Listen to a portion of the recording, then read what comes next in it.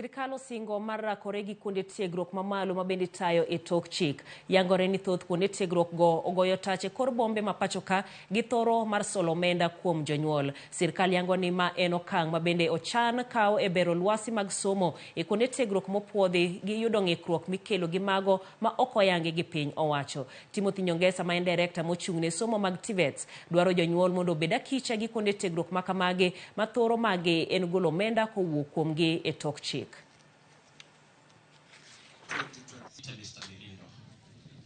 I know you are not aware.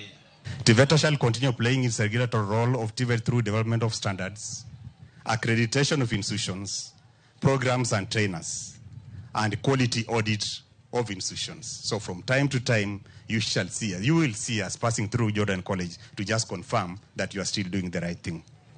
The authority undertakes regular monitoring and evaluation of training institutions in the whole country and will not hesitate to close down those found to be non-compliant, because they are causing unfair competition within the subsector for those that are complying with the standards, like Jordan College of Technology.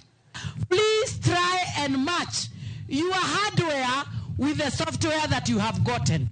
The hardware is you, the software is what you have gotten. The world is changing and it is filled with both challenges and opportunities.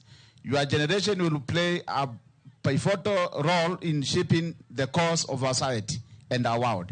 I urge you to embrace this responsibility with optimism and